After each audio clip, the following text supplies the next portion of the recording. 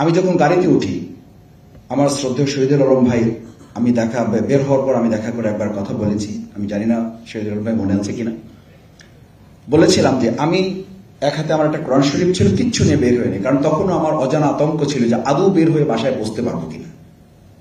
এক হাতে শুধুমাত্র একটা কোরআন শরীফ নিয়েছি, যেটা আমি ওখানে পড়াশোনা করেছি, আন্ডারলাইন করেছি, রিমার্ক করেছি, আর এক হাতে আমার সেই নো অ্যারেস্ট নো হ্যারেজের পেপারটা ছিল। আমি এক পা জেল গেট থেকে বের হতে পারিনি, অর্থাৎ 4th টাইম যখন আমি বের হচ্ছি, 3 টার্ম তো আমাকে নিয়েই গেছে, এবং 4th টাইম যখন বের হচ্ছি তাও আমার শ্বশুর ইন্তেকাল করেছেন, ডেথ সার্টিফিকেট দিয়ে তারপর আমাকে বের হতে হয়েছে। এবং বের হওয়ার সময় তারা আমাকে গাড়ি তুলছে, সমস্ত এজেন্সি লোকেরা গাড়ি তুলে চোখ বেঁধেছে। আমি এটা রাষ্ট্রের কাছে এই জন্য বলছি, এখানে রাষ্ট্রের মানুষেরা আছেন, আপনারা গুরুত্বপূর্ণ ব্যক্তিবর্গ আছেন, যে সংবিধান কত গুরুত্বপূর্ণ, আমাদের আইন অঙ্গন কত গুরুত্বপূর্ণ। আমার কাছে যখন নো অ্যারেস্ট নো হ্যারেজের পেপারটা আছে, আমি ওদেরকে চোখ বাঁধার সাথে সাথে আমি বললাম যে ভাই, আমি তো জামিনে বের হয়েছি, আমাকে এখন চোখ বাঁধবেন কেন, কোনো মামলা থাকলে নিয়ে চলুন। আমি বললাম যে আমার কাছে একটা পেপার আছে, একটু যদি দেখেন। ওনারা সাথে সাথে আমার চোখ বাঁধা আমার পেপারটা সাথে নিলেন, নিয়ে বললেন যে মাসুদ ভাই সবই তো বুঝেন আপনারা। আমি বললাম আমি তো সব বুঝি না, একটু যদি বলেন।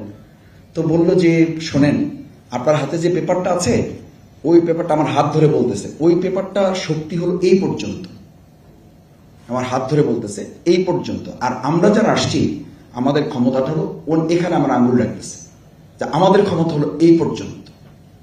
আমি আজকে এখানে আইন উপদেষ্টা মহোদয় থাকলে ওনার কাছে খুব বিনয়ের সাথে জানতে চাইতাম যে এই যে আমাদের এত ক্ষমতা, এত ক্ষমতা দেয়া আছে, তাহলে আমাদেরকে আটকালো কোথায়? আমরা কোথায় নাগরিক হিসেবে আটকে গেলাম 15 বছর? কোথায় আমাদেরকে চোখ বেঁধে রাখা হলো? 4 দিন আমাকে আটকে রাখা হলো শুধু নতুন মামলা খোঁজার জন্য। সংবিধান এবং জনগণের সাথে সম্পর্কটা হচ্ছে এরকম যে সুতা এবং ঘুড়ির মতো, প্রত্যেকের অস্তিত্বের সাথে এটা একাকার এবং বিলীন হয়ে থাকে।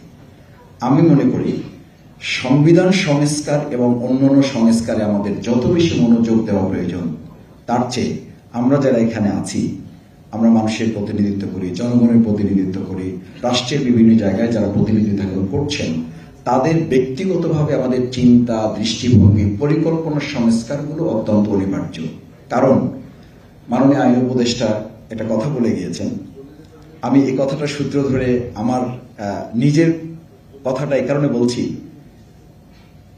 আমার 142টা মামলা ছিল, মামলাগুলো 7 মাসে জামিন হয়েছে। আমার 4.5 বছর পর আমাকে বের হতে হয়েছে, এবং 3 বার বের হওয়ার পর 4র্থবার যখন আমি জেল থেকে বের হই, তখন বিভিন্ন গোয়েন্দা সংস্থা যখন আমাকে গাড়িতে তোলে, তখন এই মাননীয় আইন উপদেষ্টা মহোদয় যেটা বললেন যে অনেক ক্ষমতা আছে, সেই অনেক ক্ষমতা কিন্তু আমি নো অ্যারেস্ট নো হ্যারেস একটা পেপার আমার কাছে ছিল, আইনজীবী আমাকে পরামর্শ দিয়েছিলেন যে আপনি এটা সাথে নিয়ে বের হবেন। আপনাদের এটা এই জন্য বলে রাখি যে সংবিধান, তারপরে জাস্টিস, চিফ জাস্টিস, এই জায়গাগুলো যত গুরুত্বপূর্ণ, তার চেয়ে আমাদের রাষ্ট্রের নির্বাহী জায়গাটা তার চেয়েও গুরুত্বপূর্ণ, তার চেয়েও গুরুত্বপূর্ণ এই রাষ্ট্রটাকে আসলেই রাষ্ট্র তার জায়গায় ধারণ করে কিনা। কারণ দুটো কথা বলা প্রয়োজন মনে করছি। একটা কথা আমরা ছাত্র জীবনে খুব আলোচনা করতাম রাজনীতিতে, যে সুতা ঘুড়ি উড়ায় নাকি ঘুড়ি সুতা উড়ায়।